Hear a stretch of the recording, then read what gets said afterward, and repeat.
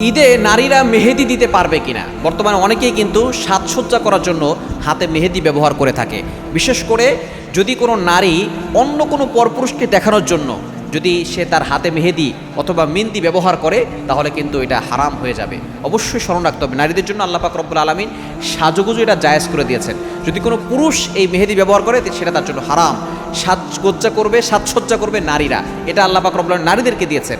এখন কোনো নারী যদি ভিন্ন পুরুষকে দেখানোর জন্য, পরপুরুষকে দেখানোর জন্য সাজসজ্জা করে, হাতে মেহেদি ব্যবহার করে, এরপরে পায়ে নুপুর পরে, পায়ে মেহেদি দেয়, তাহলে কিন্তু তার এই মেহেদি দেওয়া জায়েজ হবে না। হ্যাঁ, যদি তার স্বামীকে দেখানোর জন্য, সৌন্দর্য বৃদ্ধি করার জন্য, স্বামীর সাথে সে যে স্বামীকে দেখানোর জন্য যদি কোনো নারী সাজুগুজু করে, আল্লাহ পাক রব্বুল আলামিন নফল ইবাদত করার সওয়াব দেন।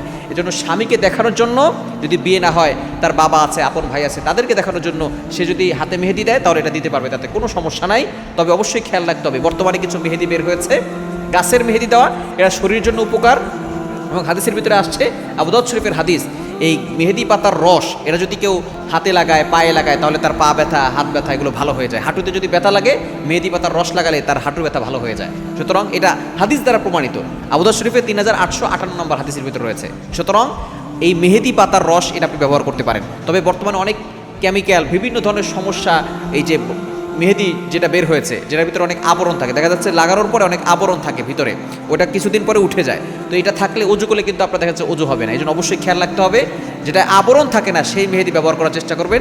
অরিজিনালি যে গাছের যে মেহেদিটা, সেটা যদি আপনি ব্যবহার করতে পারেন, তাহলে আপনার হাতের উপকার হবে এবং আপনার রোগ প্রতিরোধ ক্ষমতাও বাড়বে ইনশাআল্লাহ। এবং এটা নারীরা নিজেদের ঘরে যারা আছে তাদেরকে দেখানোর জন্য সাজসজ্জা করে, তাদের জন্য জায়েজ। তবে ভিন্ন পুরুষের জন্য এটা ব্যবহার করা সম্পূর্ণরূপে হারাম।